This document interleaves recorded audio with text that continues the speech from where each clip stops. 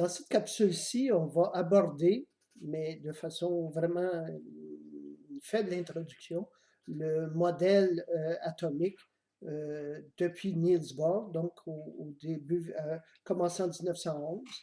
Évidemment, ce modèle-là a été amélioré considérablement, mais on va le regarder. Il va nous donner quand même beaucoup de- d'indications sur comment les choses peuvent être différentes au niveau microscopique, de l'infiniment petit.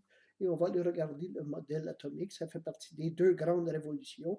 On commence par la théorie quantique. On va aller regarder un certain nombre de choses dans euh, le monde du microscopique.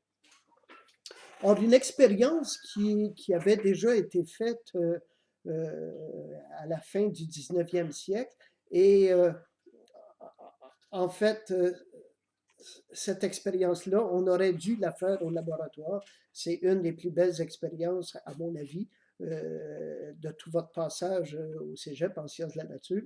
C'est l'expérience de spectroscopie. On aurait travaillé sur deux atomes, la lumière émise par deux atomes, l'atome d'hydrogène et l'atome d'hélium. Et bon, on se reprendra peut-être une autre année.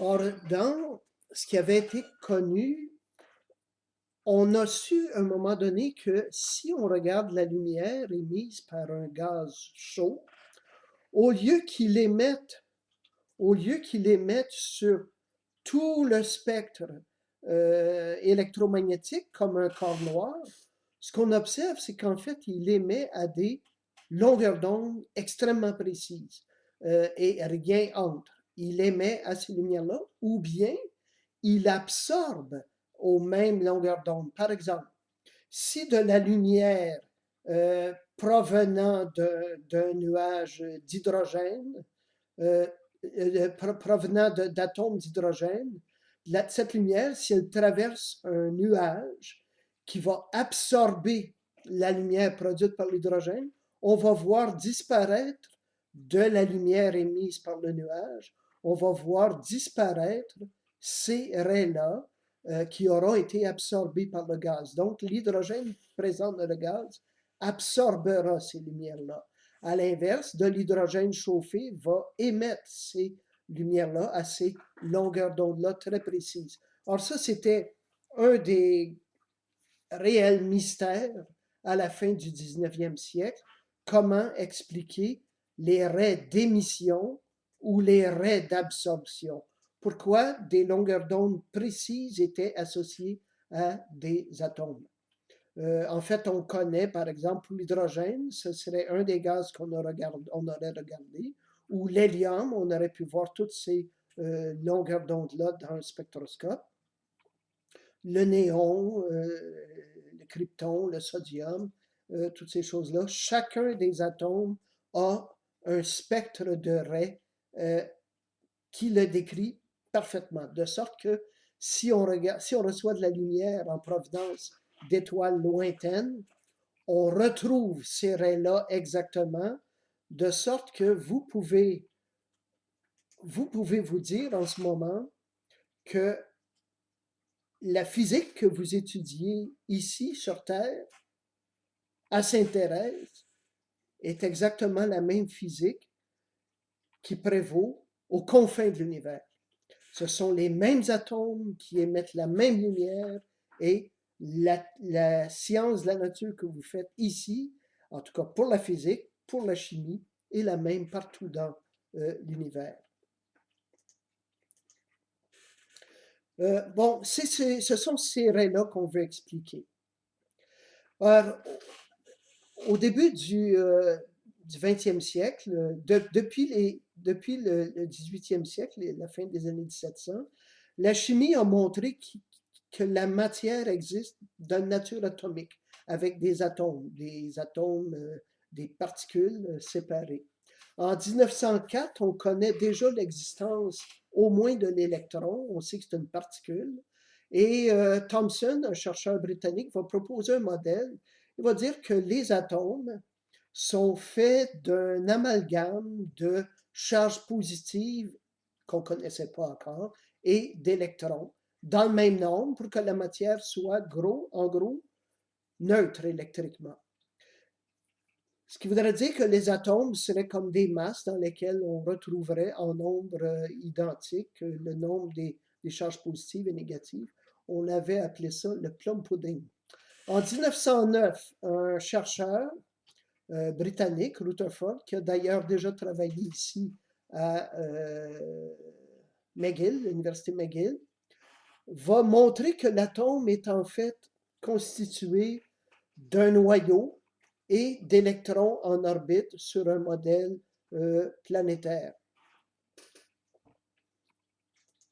En fait, l'expérience que Rutherford a faite, c'est la suivante. Il a projeté sur oui, ok. Il a projeté sur des feuilles d'or, il a projeté des noyaux d'hélium. Un noyau d'hélium ou une particule alpha, c'est un noyau qui contient 2 protons et 2 neutrons. Il les a projetés sur des feuilles d'or et si la matière avait été faite d'un nombre égal de particules positives et négatives, les noyaux d'hélium auraient foncé dans cette feuille-là et auraient senti autant d'attraction que de répulsion du fait des charges également réparties. Et le modèle prévoyait que la plupart des noyaux alpha auraient continué tout droit avec à peine un peu de déflexion. Ce n'est pas ce qu'a observé Rutherford. Ce qu'a observé Rutherford, c'est qu'un certain nombre de particules alpha revenaient à 180 degrés et il a même dit que c'était aussi surprenant pour lui que s'il avait tiré un obus de 105 mm, il faut se rappeler qu'on n'était pas loin de la guerre, dans ce temps-là, on était toujours entre deux guerres, s'il avait tiré un obus de 105 mm sur une feuille de papier et que l'obus lui était revenu dans la figure. Alors, pour expliquer ça, Rutherford va proposer qu'au lieu d'avoir une répartition égale de charges positives et négatives, il faudrait imaginer que les charges positives sont rassemblées dans un noyau et qu'autour, très loin, sur de lointaines orbites, se trouveraient les charges négatives, ce qui a donné lieu à ce qu'on a appelé le modèle planétaire. Donc, dans le modèle planétaire, on a le noyau et on a des électrons en orbite. Avec un calcul, Rutherford est arrivé à l'idée que le noyau devrait être de l'ordre, sa dimension, de l'ordre de une fraction de l'angstrom et que l'angstrom, c'est 10 à la moins 10 mètres, et que la première orbite devrait être tout près de 1 angstrom. Le problème avec le modèle planétaire, c'est que les électrons en orbite subissent continuellement une accélération puisqu'elles tournent, les électrons tournent, et devraient rayonner de l'énergie. Pour ceux qui ont fait leur cours d'électricité, ça devrait évoquer les lois de Lenz et de Maxwell. Une particule accélérée va rayonner de l'énergie sous forme d'ondes électromagnétiques. Donc, l'électron, en perdant de l'énergie, par le modèle de Bohr, l'électron devrait littéralement spiraler autour du noyau et plonger dans le noyau. À la fin, l'électron tombe dans le noyau et, en conséquence, on prédisait que l'atome ne devrait pas être stable. Il devrait s'effondrer en 10 à la moins 8 secondes. Dans le même temps, dans les mêmes années, on connaît que la lumière se propage comme une onde, mais interagit avec la matière selon la loi de Planck-Einstein, E égale hf. Et on connaît les spectres de Ray. Ceci va amener Niels Bohr à présenter un modèle pour expliquer ces faits-là. Bohr part de l'idée que contrairement à ce qu'on pourrait croire, ce que la théorie physique de l'époque prédisait, que l'électron devrait spiraler et tomber dans le noyau et que l'atome ne devrait pas exister, Bohr constate que oui, l'atome existe. Qu'est-ce qu'on fait avec ça? Ben, il va proposer un modèle qui est un modèle semi-classique. Dans ce modèle-là, on va voir un petit peu la démonstration un peu plus loin. Ben, il va faire trois postulats. Il va postuler que les électrons se déplacent sur certaines orbites, et que sur ces orbites-là, l'électron est stationnaire. Donc, il ne rayonne pas d'énergie, il demeure sur son orbite de façon constante. C'est donc quelque chose qui va contre le modèle classique, mais Bohr introduit ce postulat. Le postulat, c'est quelque chose qu'on pose là, postulat, sans le démontrer. Et ensuite, à partir de les conséquences, si les conséquences de nos postulats sont vérifiées dans la nature, ben, ça leur donne de la crédibilité. Le deuxième postulat, c'est que oui, par contre, les électrons peuvent sauter d'une orbite à l'autre en absorbant ou en émettant un photon dont l'énergie, Hc sur lambda, correspond exactement à la différence d'énergie entre les deux orbites. Et le troisième postulat, c'est que le moment cinétique, c'est l'équivalent de la quantité de mouvement, mais en rotation. La quantité de mouvement de rotation, mv, quantité de mouvement, fois le rayon de l'orbite, il va nous dire que ce moment cinétique-là est quantifié, il peut juste être égal à un nombre n fois h bar. H bar, c'est la constante de Planck divisée par 2pi. OK, alors on va aller regarder rapidement ce modèle-là de Niels Bohr. Je vous en ai donné une démonstration qui va être dans Colnet. Or, les trois postulats, donc les électrons sont sur des orbites stationnaires, ne rayonnent pas d'énergie. Le second, les électrons peuvent faire des transitions d'une orbite à l'autre, mais pour cela, ils doivent émettre exactement l'énergie qui est égale à la différence d'énergie d'un niveau n à un niveau n'. Et ça va être sous forme d'un photon d'énergie HF. Et le troisième postulat, c'est celui du moment cinétique quantifié. Alors, on va regarder en quoi le modèle de Bohr est un modèle semi-classique et ça va nous amener aux quelques équations dont on va servir dans les calculs. Je ne poserai aucune question sur cette démonstration-là, pour des raisons évidentes, mais normalement, je pose ce genre de questions-là dans un examen. Or, on part de l'idée que si les électrons tournent sur une orbite, ben, ça prend une force centripète. Cette force centripète-là, son rôle est joué par la force électrique. Pour ceux qui n'ont pas fait leur cours d'électricité, voyez l'analogie ici entre la force de gravité et la force électrique. La force électrique est en 1 sur r carré comme la force de gravité, gravitation, et elle est proportionnelle au carré des charges, tout comme la gravitation est proportionnelle au produit des masses. Donc, le produit ici des charges, un proton, un électron, KE carré. En faisant un peu de calcul, on isole que l'énergie cinétique est égale à KE au carré sur 2R. Pourquoi on veut l'énergie cinétique? Parce que l'énergie mécanique d'un électron sur son orbite, c'est égal à la somme de son énergie cinétique et de son énergie potentielle. Quand on regarde l'énergie potentielle, et ici je vais le dire pour ceux qui n'ont pas fait leur cours d'électricité, mais ça va revenir dans plusieurs exercices, l'énergie potentielle d'une charge, résulte de faire passer cette charge-là de grandeur Q à travers une différence de potentiel delta V. Pour l'électron sur l'orbite R, son énergie potentielle, c'est moins KE au carré sur R. Et quand on additionne cinétique et potentiel, on voit que l'énergie sur le niveau N est égale à KE au carré sur 2Rn avec un signe moins.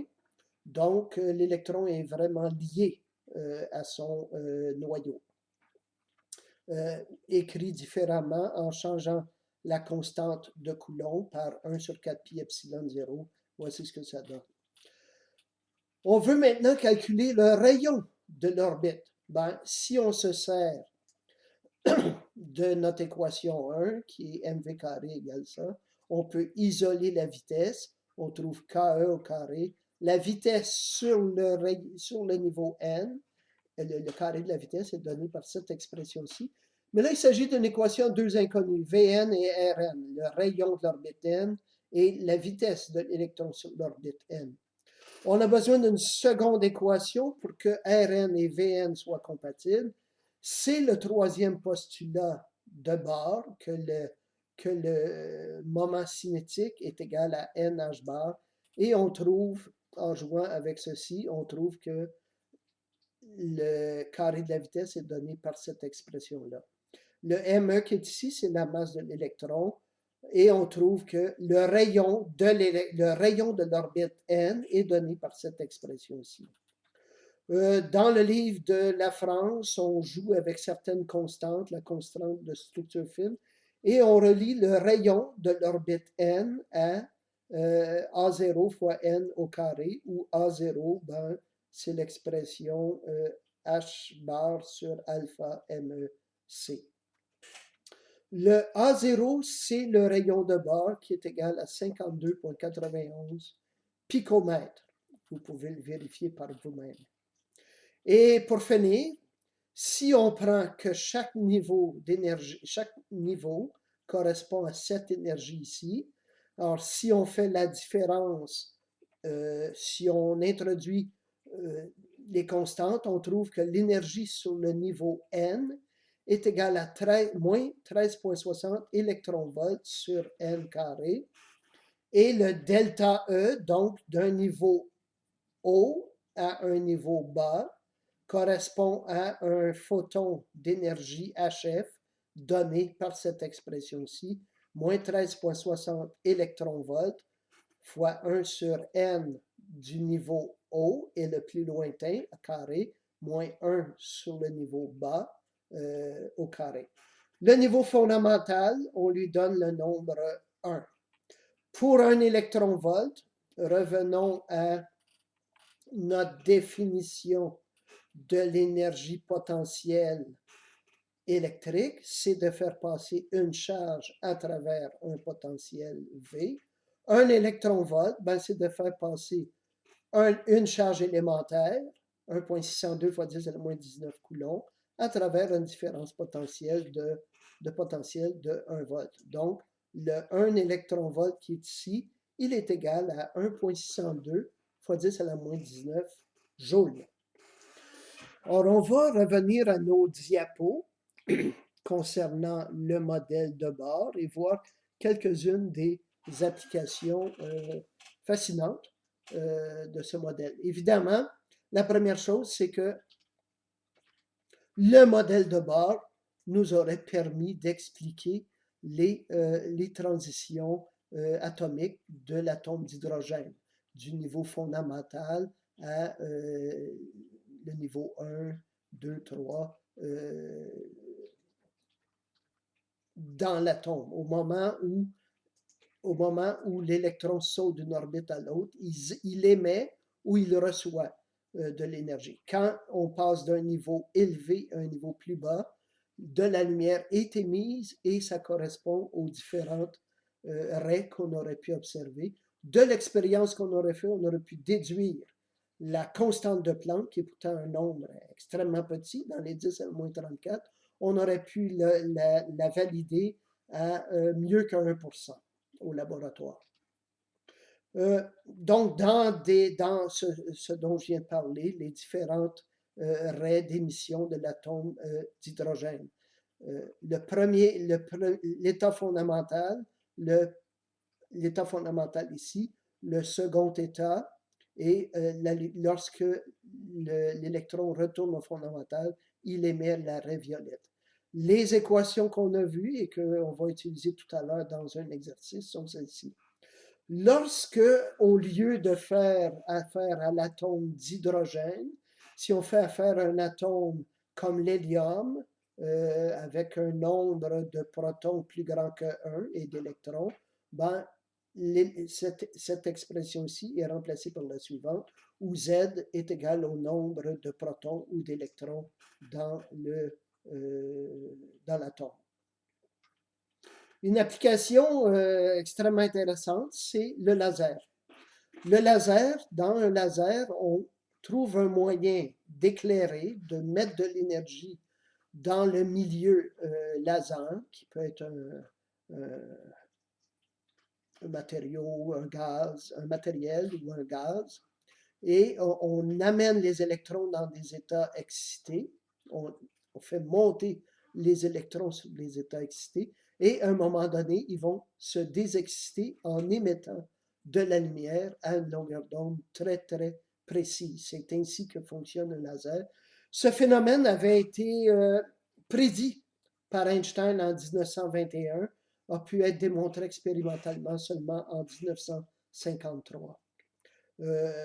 En passant, c'est plus tellement comme ça, mais dans les premiers lasers sur lesquels j'ai travaillé, on a vraiment des flash lamps qui vont exciter un milieu. Et ce milieu-là, dans les atomes vont être, les électrons des atomes vont être poussés dans des niveaux excités et en se désexcitant, la lumière qui va être produite se réfléchit sur des miroirs et ça crée une cavité et seules les ondes ayant la bonne longueur d'onde, en termes d'ondes stationnaires, vont être conservées et la lumière à la sortie du laser va être à une longueur d'onde très précise. Et un laser, c'est pas juste quelque chose qu'on peut tenir dans les mains. Il y a des lasers extrêmement puissants, dans les gigawatts, et qui sont dans des boîtes qui peuvent, à la limite, occuper tout un laboratoire.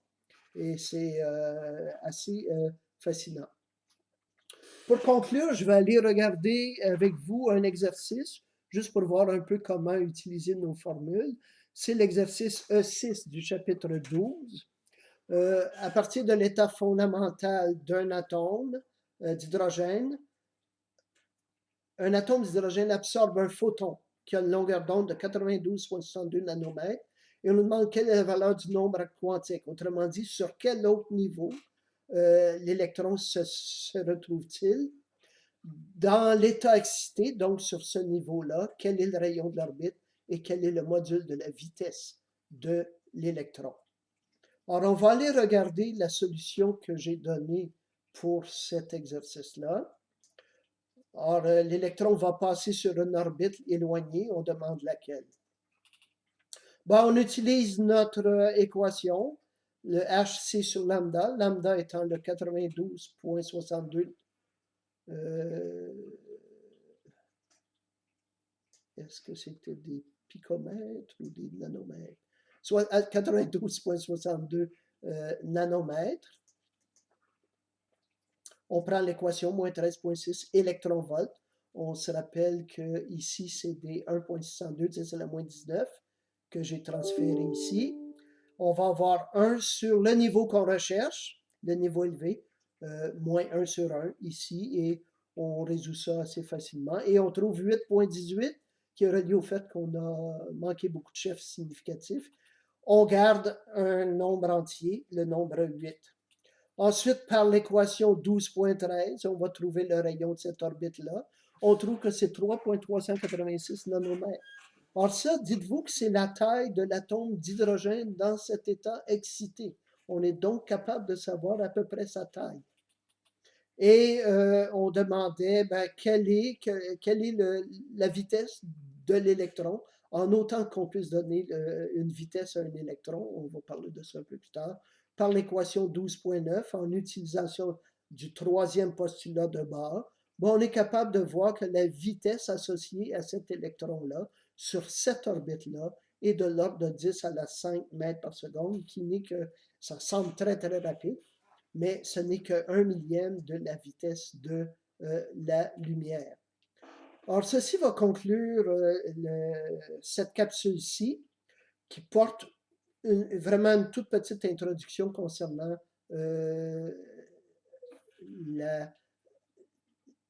le modèle atomique. Juste revenir sur quelque chose de très, très nouveau. On a dit que l'électron peut sauter d'une orbite à l'autre, mais il n'a pas le droit d'exister entre les deux orbites, selon le modèle de Bohr. Avec Bohr, on doit se représenter l'électron comme étant sur une orbite, puis disparaissant et apparaissant instantanément sur une autre orbite. Deuxième point, ça arrive de façon complètement aléatoire. Or, il y a comme une perte ici de l'aspect déterministe qu'on avait associé à la matière depuis Newton. Alors, on va compléter ici cette capsule-là.